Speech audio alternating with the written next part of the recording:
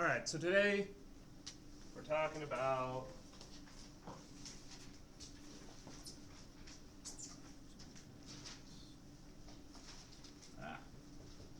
genetics, okay? Does anybody know who the first geneticist was, the first person to really study genes? He was from Austria. Is it the dude who did that pea thing? It sure was. Gregor. Wait. Really? Gregor Mendel. Mendel. Gregor Mendel. Look at you guys. Gregor Mendel. He was an Austrian monk and gardener. I remember learning all about him. I remember her making us do like a social media thing. Yeah. Well, before we get rolling too far into this, let's go over the. So Gregor Mendel, he's this monk. What year was this? I always forget. Yeah, Austrian monk in 1866. All right. And so he gardened, he took care of all the plants and stuff, and he noticed that he had a couple of pea plants. All right. He had yellow peas and he had green peas. Okay. And he was kind of interested to see what they would look like if he made sure that they crossed. All right. And so Gregor Mendel, he took his yellow peas and green peas and crossed them. What do you mean cross them? It's not crossbred. Made them reproduce with each other.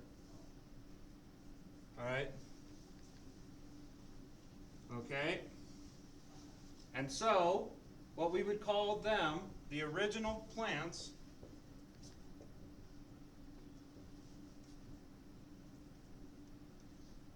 is the pea generation.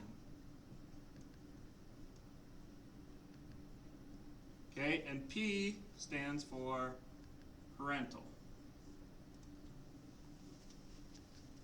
Now, our second generation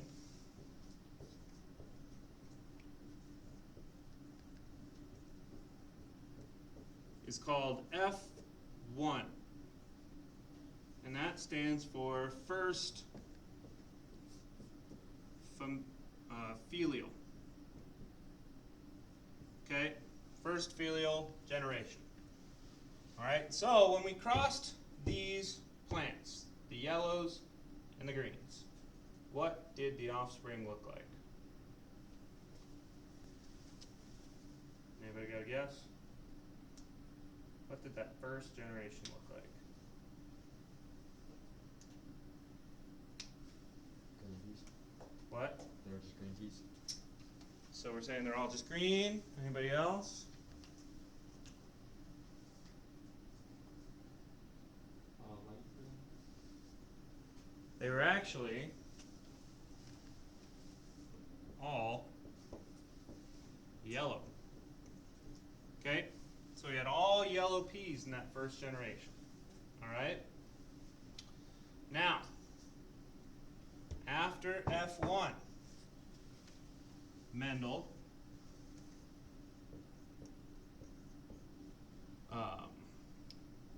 made F1 plants reproduce with other F1 plants. Okay? So he crossed that first generation. All right? So they were all yellow here. What did he come up with in this F2 generation? Green. Some. Anybody got a guess as to about the numbers he had there?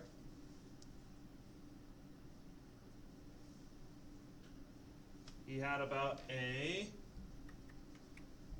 3-to-1 yellow to green. Okay? So 3-to-1 yellow to green. Now, how does that work? This last one plants carry the green genes with them down. Yeah. Alright. So, they carry it down. They have the green gene inside of them. And actually what we're going to say is the green allele. Alright?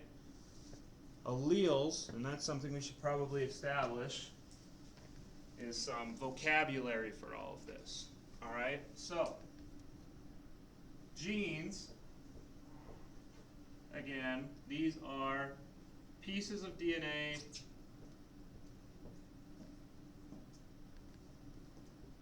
that control a trait. Right? So we all in here have the gene for eye color. All of us have some color of eye, right? Do we all have the exact same color of eye? Right? There's, again, you can start saying, oh, I have hazel or I have gray, but there's pretty much 3 main types. There's blue, brown, green. Alright? Those are the main 3 types. And those are called alleles. Okay, so an allele is an alternate form of a gene. Okay, so this would be like eye color, or like pea color. Alright? Now, alleles can be either dominant or recessive. Okay? So alleles can be dominant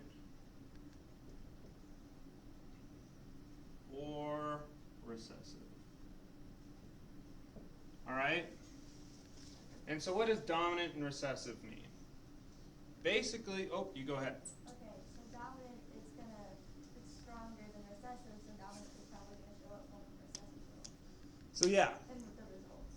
so basically you get one allele from your mom and one allele from your dad, right?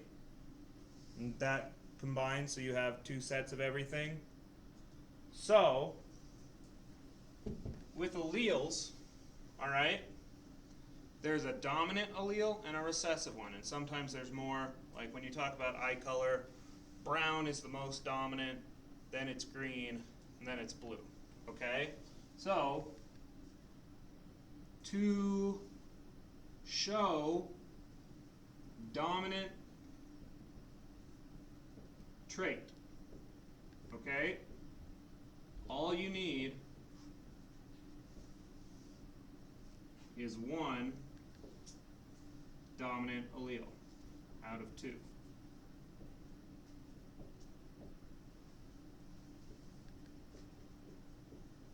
Okay, so let's just say you have, your mom has blue eyes, your dad has brown eyes, and you get brown from your dad and blue from your mom. Blue is recessive to brown, right? So even though you have both, you're going to have brown eyes, okay? Recessive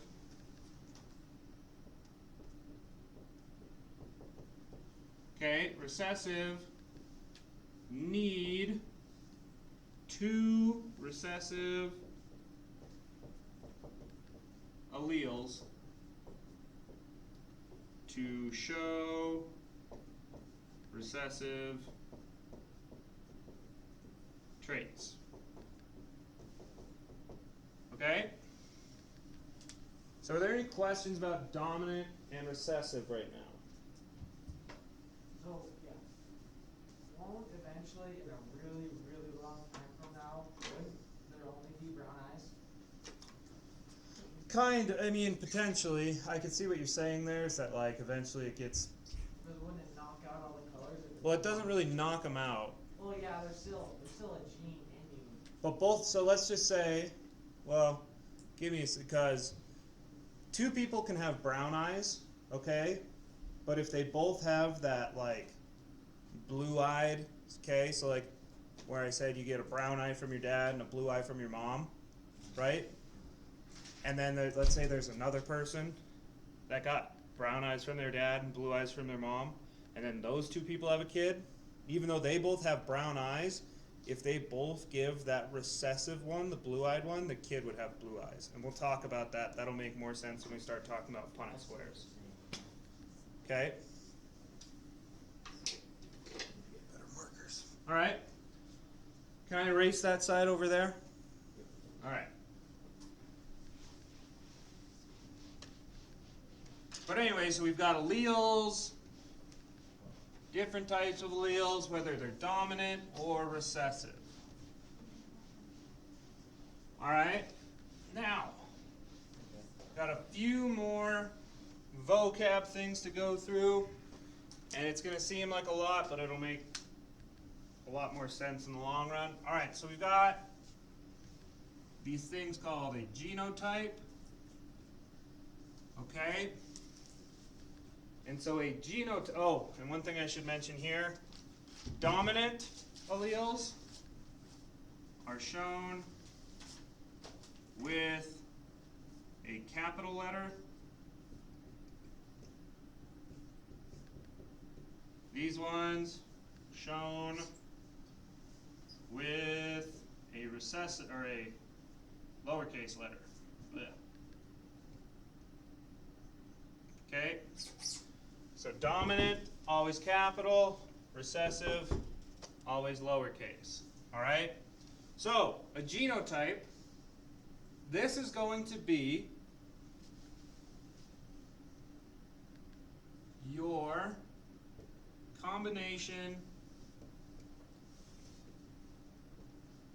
of alleles for a gene. Okay? And so let's just say that we're going to use, what's a good letter? A. Okay?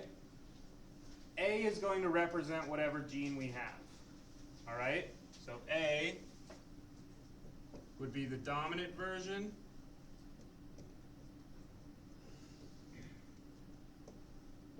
Okay? This would be the recessive. Okay? And you're always going to have two alleles for a gene. Again, you get one from your dad and one from your mom, right? So, there are three possible combinations we could have for these genes, right? There could be big A, okay? Where you get a big A from both your mom and your dad. You could have big A, little a, where you have one from one parent, one from the other. And then finally, little a, little a. All right, where both parents gave you the recessive trait. Okay? So these are the three possible genotypes you can have for one trait. All right? You can either have two dominants, one dominant and one recessive, or two recessives. Okay? And so each of these have a name. All right?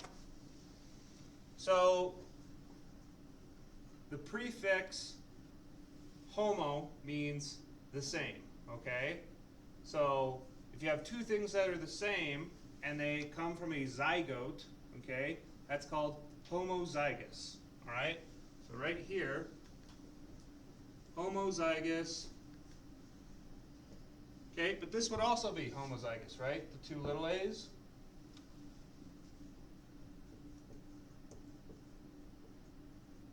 So how would we distinguish whether it's homozygous with the big A's or homozygous with the little a's? What do you think we would say afterwards? Dominant or recessive? Dominant or recessive. Okay, so homozygous dominant has two big A's, or just two dominant alleles. Homozygous recessive, okay, means that it has two small traits. Alright? Now, what would we call the middle one? Heterozygous. Okay? Heterozygous is hetero means the opposite of, or different from. Okay? So heterozygous.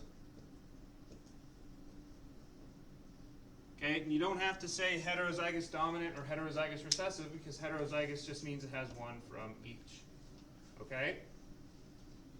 So we've got two big A's, a big A and a small a, and two small a's. These are our genotypes. Alright? Something else that I should know, or that you should know, is when you have like our original plants in the pea plant thing, okay? The yellows or the greens, those were called true breeding, alright? The true breeding plants, or true breeding anything, but usually plants. Okay, true breeding just means all plants or organisms are either homozygous, dominant, or recessive.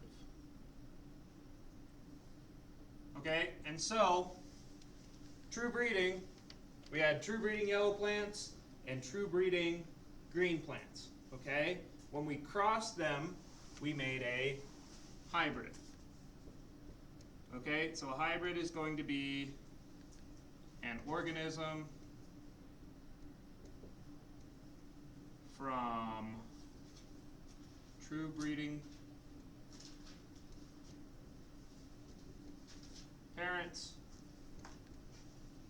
Okay, and these will always be heterozygous. Okay, so our F1 generation are going to be hybrids, and pretty much everything after that is going to be hybrids. If you're not true breeding, you're a hybrid. Alright? We are all hybrids in here. Alright?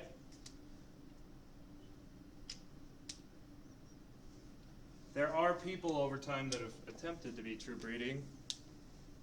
Yeah. That's kind of messed up. Oh, all of, I'm sure you guys will learn about this in like world history. But you know how like Germany would fight Russia, who would fight France, who would fight England back in like, you know, the like 15 through 1800s. They were all just at war with each other. It was all just a big family fight. The Queen of England was cousins with the Tsar of Russia, who was, you know, uncle to the Queen of France. They were all just related. And what they figured is, we want to keep our royal blood good. We don't want any of that gross peasant blood. So just go marry your cousin from Germany, or go marry your uncle in Russia. Yeah.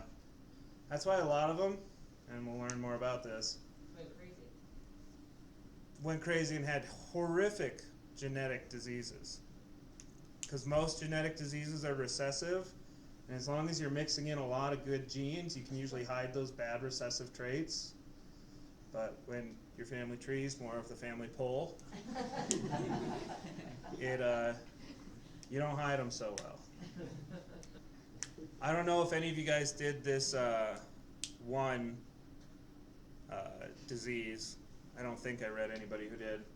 But in like northern Kentucky, or southern Kentucky, northern, what's right underneath Kentucky? Is it like Alabama? It's one of those. There's this group of people. Let me see if I can pull it up since we're talking about it.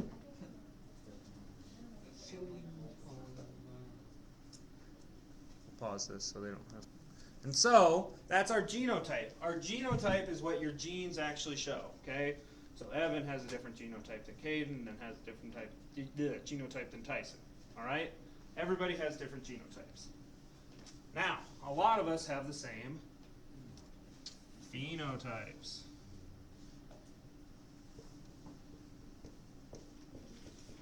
Okay, and the phenotype is just the physical display of your genotype. Okay, so while this one and this one have different genotypes, right? Your homozygous dominant and heterozygous, they're going to have the same phenotype, right? They're going to look the same because whether you have two dominants or one dominant, the dominant always takes precedent, okay? So these two would have dominant phenotype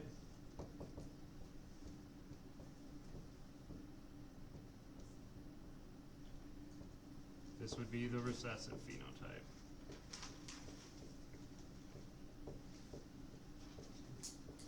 So, knowing all this stuff, do you guys think that the yellow or the green was the dominant allele? Yeah. Yellow would be, right? Okay. And so, I'll give you guys a second to write this all down. We can take a little break. About these genetics. Alright, so we have our parent generation, okay? And you're going to have, what should we mark for this? Well, yellow is the dominant trait, so let's just go with Y's, okay? So we have, that looks like a lowercase y, just a big one. You know, I'm going to use a different letter than Y because it looks too similar when they're the same. F. Sure, let's go with F, alright? Okay, so your P generation, you're going to have, these are going to be your yellow plants, okay? Then you're going to have your green plants, okay? We'll combine those, and all of the offspring are yellow. And these are all homozygous dominant, homozygous recessive, but like we know, you always get one trait from each parent. So what can we get from our yellow parents? Well, what, I mean, in terms of, all we can get is a big F, right? Okay, and what can we get from our green parents? Little f, alright? And so, when we look here, now we can understand why they are all yellow, right? But, they're they're heterozygous, okay? And so, this is our F1. In F2, okay, we cross with other F1. Okay, and you're going to have yellow, and you're going to have green. Okay, now, what are all the possible things that we could get here? Remember, this is going to be basically the mom and the dad, because we're crossing both of these together. Okay? So what is one possibility we could get? Big F, little F for yellow. Well, we could get a big F, little f, right? Because one could give the big F and one could give the little f. Okay? Two big Fs. You could have two big Fs or Little Fs. two little f's. But again, this was a 3-to-1 ratio. Why was that?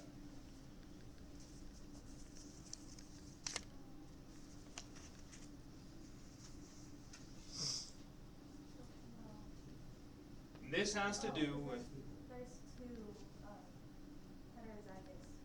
yeah, there's two heterozygous options, like, so let's go, the way that we can kind of observe this, and this works out, again, his numbers weren't perfectly 3-to-1, but they were very, very close to 3-to-1, okay?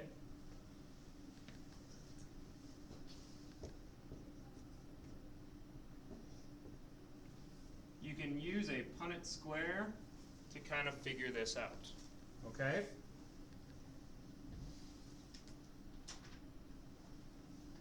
And so, let's take our F. Okay, so we're going to be crossing this with this. All right? So, we'll draw it, and this is just a monohybrid cross, which means we're only dealing with one trait. Okay?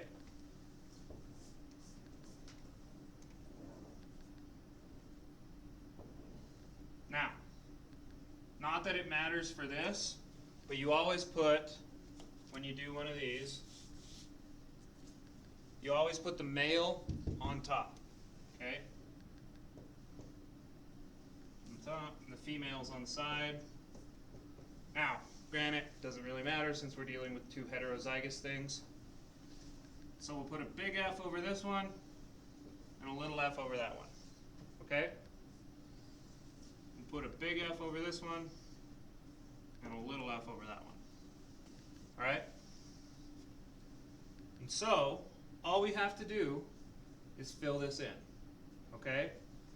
So, just going straight down. What would we put here going down? 2 big Fs. Well, I'm just saying right here, Oh, this big F goes down, boom, boom. Okay, this one, we put a little f in both, okay? Now one thing, you wouldn't want to put this little f, and now we'll go this way, just little f.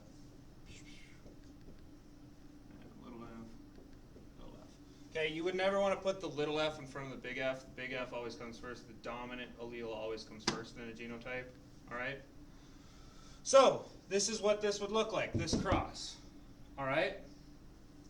So what are our ratios here? Okay, so genotype ratios.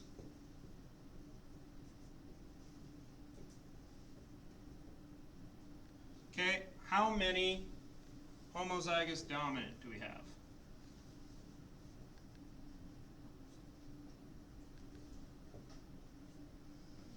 How many homozygous dominant do we have out of those 4? homozygous dominant, we have 1. You have 1. There's 2 big Fs. That's the only one that has 2 big Fs. Okay? Heterozygous. How many do we have? Anyone can say it. 3, 1, 2. 2. Where there's a big F and a little f. Okay?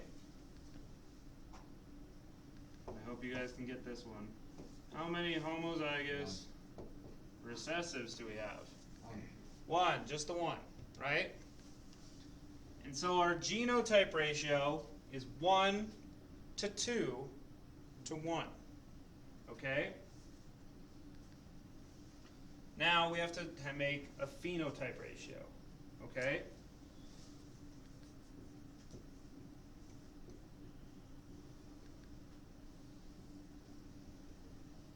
Alright, so the phenotype ratios here, we're going to have yellow, and we'll have green.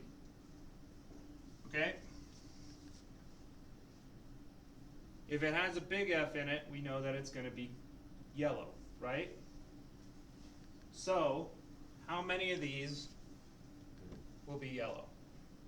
3, right? Because this one has at least 1 big F, at least 1 big F, at least 1 big F.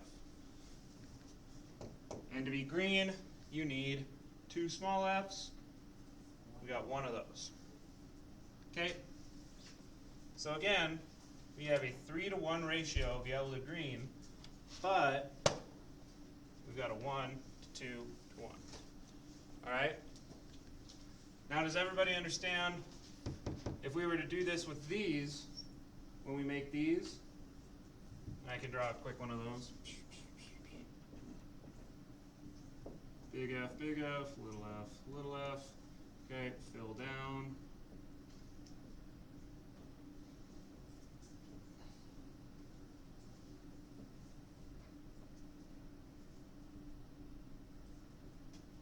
So Schultz, for like plants, is it kind of the same as humans and animals? Like if Exact you're- same. But like if you're what's it called? Like basically breeding with yourself, like breeding with your own like family, basically, like is it the same for plants? Like they have weird genetic disorders. Yeah, you can get anything can have weird genetic disorders, and generally it's going to be recessive genetic disorders, but very rarely are there dominant genetic disorders. But anyway, so if you did this one, they'd all come out to be heterozygous, 100% heterozygous, and 100% yellow. Okay? So I'm going to give you guys a minute focusing on one trait. Alright? However, Gregor Mendel also looked at this idea of a dihybrid cross, using one Punnett square to do two traits at once. Okay? And so, what we have to look at here is going to be how we do this thing. Green and wrinkled. Which one's wrinkled? Okay. So, a dihybrid cross. And I guess the first thing we should talk about is his law of independent assortment. Alright, and so this basically just states that, like, due to crossing over, we can have a lot of different genes on different chromosomes. Okay, they can flip over during meiosis 1, during prophase 1. And so we have this law of independent assortment, which just states that any two alleles or any two or more alleles for multiple genes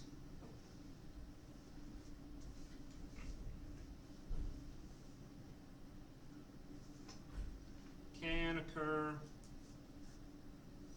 on the same chromosome. Okay, and this basically just means we can have any combination of available alleles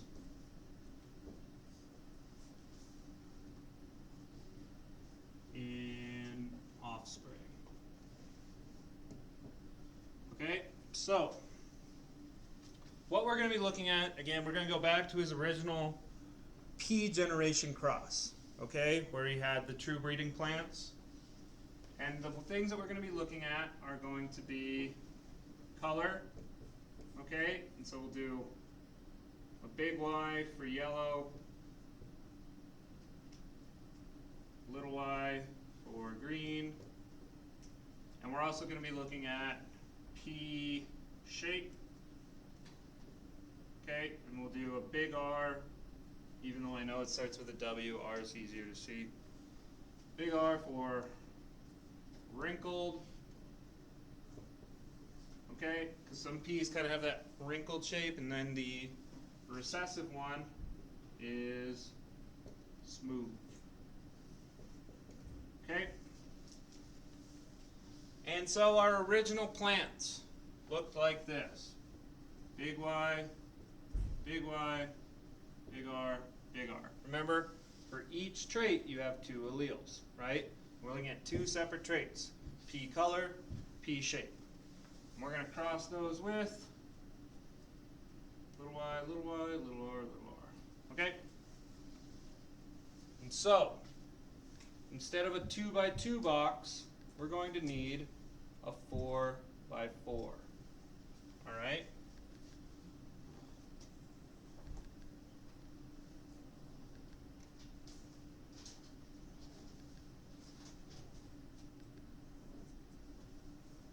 Should make that bigger.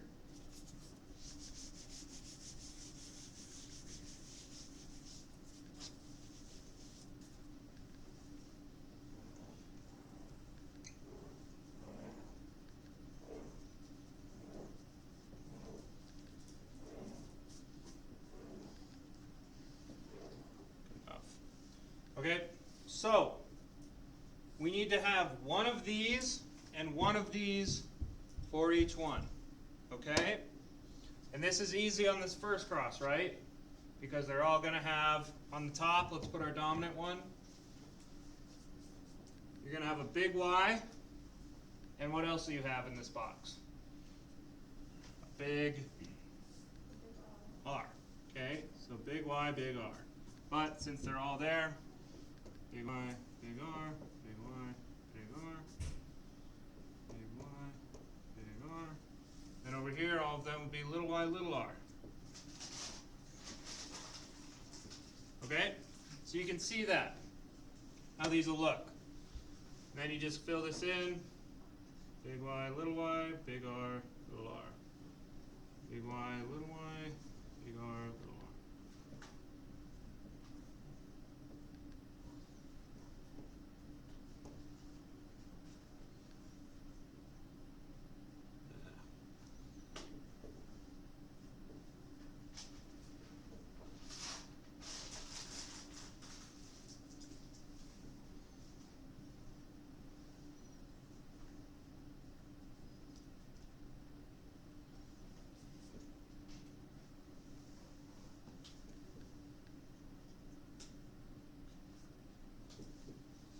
Okay, and I'm gonna just stop there, because I'm assuming you guys can tell that the rest of those will all be filled in with big Y, little y, big R, little r.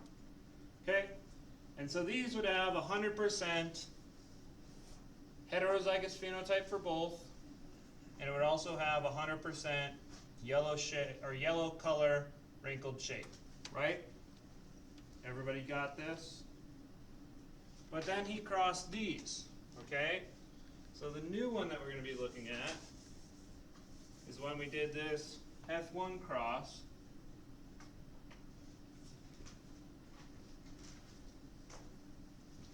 Between those. Alright?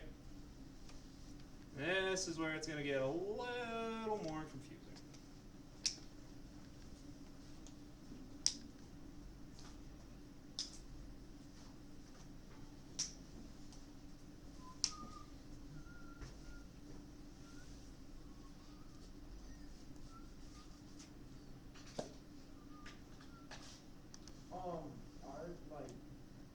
Would a human's genotype really be huge? Yeah, I mean, if you wanted to do your whole thing, you'd need a ginormous Punnett square. It'd have to be massive. Yeah, like, Because you would go, you'd have a million different things going. probably at least, yeah. I don't know how many. Let me see. How many traits? Is this the biggest Punnett square that we'll do? Yeah, we don't. You can do trihybrids and quad hybrids, but we're just going to go to a dihybrid. I think it would actually be tetrahybrid. Anyway,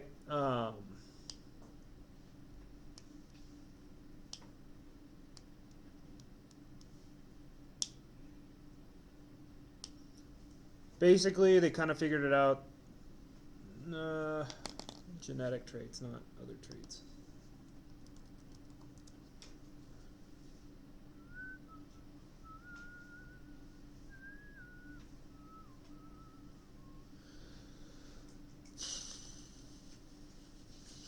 You have about 25,000 genes, so Yeah. So once you put that to yeah, it would be a lot.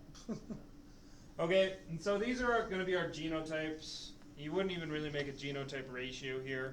This is just going to be so we can kind of look at this. All right, how many big Y, big Y, big R, big R's do we have? One. Right? Okay. How many big Y, big R, little r? We've got Two. 1, 2, Yeah, two. 2. Okay. How many big Y, little y, or big Y, little r, little r? Just one. One. Just the one. Okay.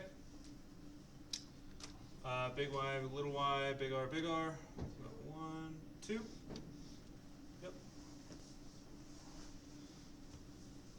Big Y, little R, little r. 1, 4. 2. We got 4 of these. 4. Yeah. Yeah, I was gonna say that should be the biggest one. All right, big Y, little r, little r. We got 1, 2. Okay.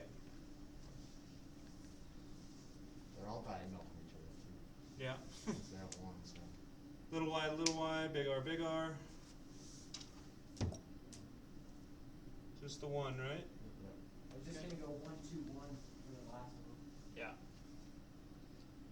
1, 2, 1, because yeah, we got here and we've got here.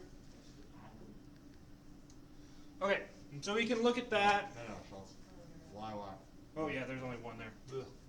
That's backwards. Sorry. 2 and 1. Which if you count it up, 2 or 1, 3, 4, 6, 10, 12, 13, 15, 16. So that makes sense. Okay, so we got a lot of genotype ratios, but with this it's going to be more important on the phenotype ratios. Okay? What is this actually going to look like? All right? Big ball. And so we can basically have 4 different phenotypes here, right?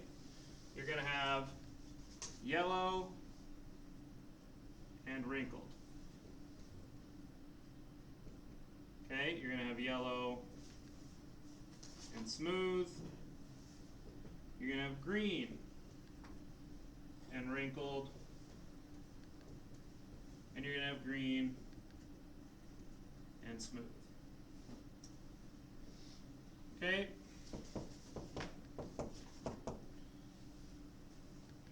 So,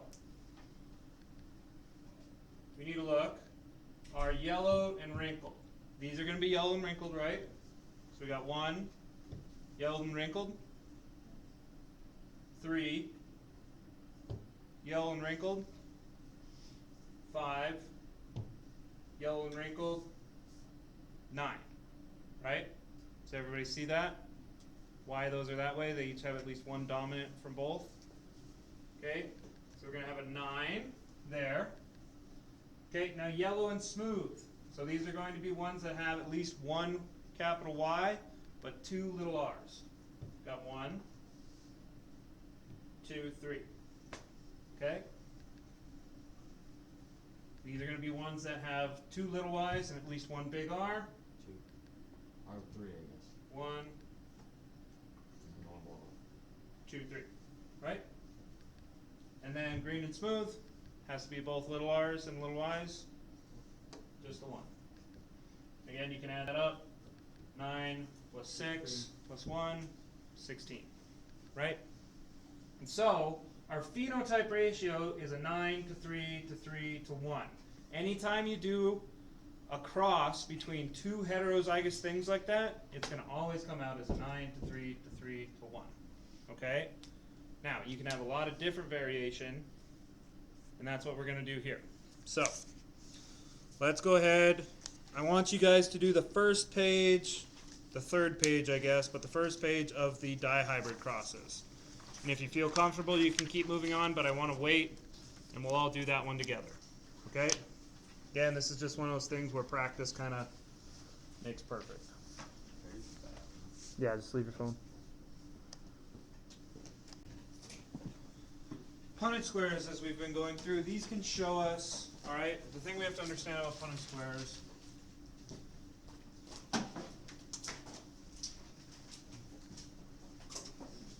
show probable outcomes. Okay? Doesn't mean that you're going to always exactly get those outcomes. You won't always exactly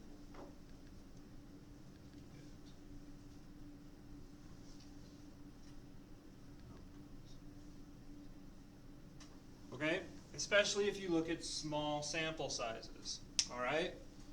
So, does anybody know biologically what separates you from being a man or a woman?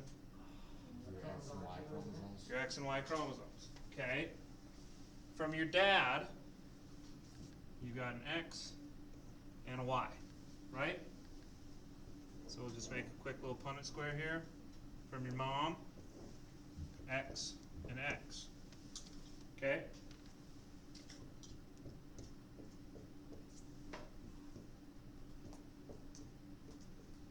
What's the percentage that you would be male or female? 50-50. 50-50. Okay? Who in here has a lot of siblings? Say like 5, including you. Okay. I mean, So, McCray, you have how many siblings? 4 siblings, and then you, so there's 5 of you. How many of them are boys? All of them are boys? So we go against this, right? We would assume that you would at least have probably 2 girls out of that whole thing, right? But that's just not how it No. works. Brooke, you have 2 sisters, right? 3 sisters? All sisters? Okay, right? Breaks conventional wisdom. Okay? I, on the other hand, have 1 sibling, and it happens to be my sister. Okay? So it all just kind of, in small sample sizes, when you just look at family groups, it doesn't really work out to be perfect. Okay? Now let's look worldwide.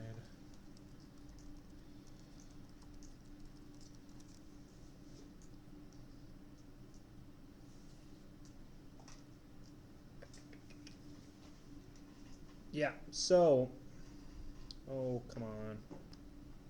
Where is this? If we look at the whole world, though, there is about 105 boys to every 103 girls born. wow. Pretty close to being 50-50. Okay? And so, as a little kind of, and we'll do a more, we're going to do a more expansive one of these. I think that is an updated statistic, though, because I know there were more women on the planet at one point than men. However, I think that was partially due, we could have reinflated statistics due to China's only having 1 non-taxable child there for a while, and a lot of, they were actually running into some pretty big issues because China was having problems finding companions for all of the men that were born, because they would figure out if they were going to have a boy or a girl, and most families over in there wanted a boy, and if they found out they were having a girl, yeah, not so great.